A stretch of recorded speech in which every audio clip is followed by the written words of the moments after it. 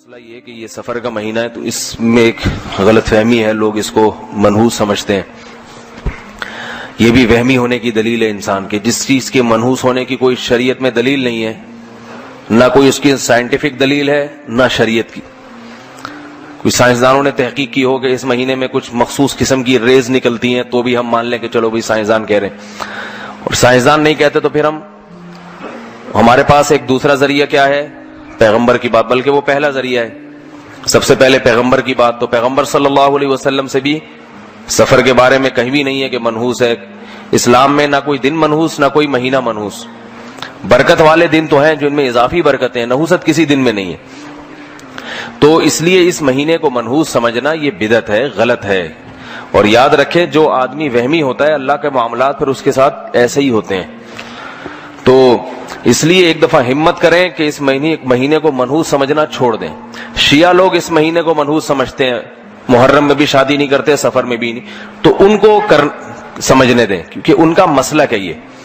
اس زمانے میں انسان نہ اپنے مسلک کو چھوڑے نہ دوسرے کے مسلک کو چھیڑے، نہ ان سے بحث مباحثہ کریں. ان کا مذہب ہے، وہ اگر اس پہ مطمئن ہے تو ٹھیک ہے، ان کو چلنے دیں. آپ سنی ہیں، دیکھو ابھی آپ نے نماز پڑھی شیعہ کے طریقے سے، سنی کے طریقے سے. سنی کے طریقے سے امام بارگاہوں میں جو جمعے کی نمازیں ہوئی شیعہ لوگوں نے پڑھی، وہ کس طریقے سے؟ شیعہ والے طریقے سے. تو آپ نے کوئی جا کے ان کو پریشان کیا کہ یہ تم کیوں کر رہے ہو؟ وہ اس لیے کہ بھائی وہ ان کا مسلک ہے، ایسے ہی کر لیں دے. آپ کا مذہب جیسے تھا آپ نے ایسے پڑھ لی. تو صرف نماز میں نہیں، باقی چیزوں میں بھی ہونا چاہیے. ان کا مذہب ہے محرم اور سفر کے مہینے کو منحوس سمجھتے ہیں، اس میں شادی نہیں کرتے. سنی مذہب نہیں ہے یہ. تو آپ ایک مذہب کو فالو کریں نا. اور یہ بھی یاد رکھیں کہ جس چیز کے منحوس ہونے کی دلیل نہیں ہے تو اس میں پھر ایسا کام کرنا چاہیے تاکہ آپ کے عقیدے کی اصلاح ہو. دیکھو بنی اسرائیل کو اللہ نے گائے ذبح کرنے کا حکم دیا ہے. کوئی اور جانور بھی تو کہہ سکتے تھے ذبح کرو. اس کی حکمت بعض علماء نے بیان کی ہے کہ جیسے ہندوؤں میں گائے کو ماتا سمجھا جاتا ہے نا، تو یہ بہت پرانا ہے. گائے کی عبادت قدیم زمانے سے ہوتی آ رہی ہے. تو بنی اسرائیل میں بھی یہ شرک آہستہ آہستہ آنے لگا تھا، گائے کو مقدس سمجھنا. اس لیے اللہ نے حکم دیا کہ صرف اتنا کافی نہیں ہے کہ گائے کو جو ہے معبود سمجھنا چھوڑ دو، اتنا کافی نہیں ہے. بنی اسرائیل تو حضرت موسیٰ پر ایمان لائے تھے نا، تو وہ گائے کو تھوڑی خدا سمجھتے تھے. لیکن اللہ نے کہا اتنا نہیں، اس کو اپنے ہاتھ سے گلا کاٹو، گائے کا ذبح کرو. کیونکہ جس کے دل میں ذرا سا بھی وہم ہوگا نا وہ گلا کم از کم نہیں کاٹے گا، کہیں ایسا نہ ہو گائے ماتا بددعا دے اور میرے سارا ہی بیڑا غرق ہو جائے. تو اللہ نے کیا کہا؟ گلا کاٹو اس گائے کا، ذبح کرو، گائے ذبح کرو. تبھی بنی اسرائیل نے حیل و حجت کہ دل میں تھوڑا سا کہیں چور چھپا ہوا تھا کہ گائے نہیں بکری کاٹ لیں گے، دمبا کاٹ لیں گے، یہ گائے کا کیوں کہا جا رہا ہے؟ اس کی مثال ہے جیسے کوئی ہندو اسلام قبول کرے، بقرعید کے دن اس کی پہلی کوشش تو کیا ہوگی؟ گائے کے علاوہ کوئی چیز ذبح کر لوں میں، کیونکہ ایک طویل عرصے سے گائے کی محبت اس کے دل میں پیدا ہو چکی.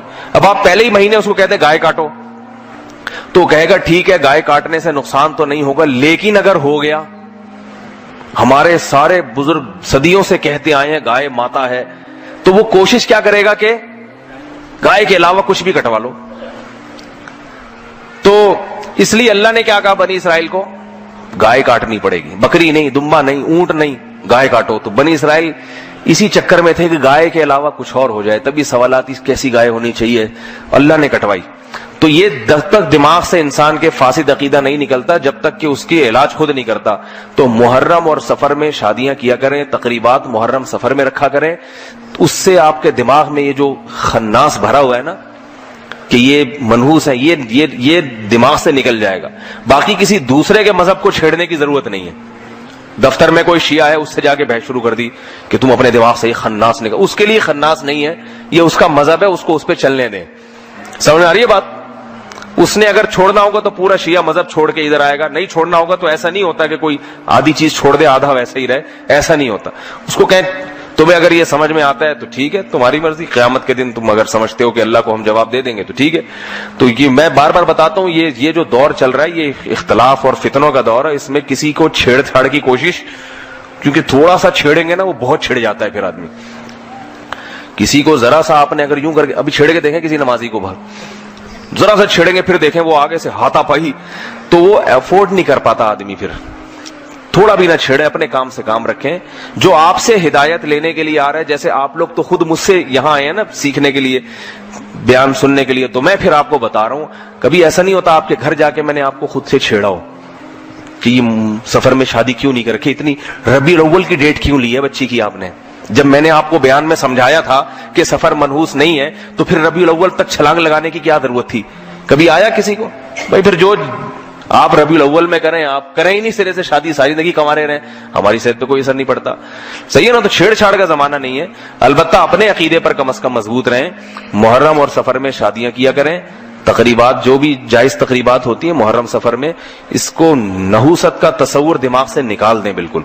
اور پھر اگر اللہ نہ کرے کوئی شادی ناکام ہو گئی محرم کی وجہ سے, یعنی محرم کی وجہ سے تو نہیں ہوگی, محرم میں کیا اور شادی ناکام ہو گئی اتفاق سے, تو یوں نہ کہیں کہ محرم کی وجہ سے ہوئی ہے. یہ سوچیں جس کی ربیع الاول میں ہوئی تھی اس کی کون سی کامیاب ہوئی ہے. آج کل کہاں شادیاں کامیاب ہو رہی ہیں. شادی کامیاب کرنے کے لیے محرم سفر کی بات نہیں ہوتی, اس کے لیے میاں بیوی میں میچنگ اور دونوں کی ماں باپ نے کیا تربیت کی ہے, کیسے, یہ ساری چیزوں کا دخل ہوتا ہے. اس کا محرم یا سفر سے کوئی تعلق نہیں.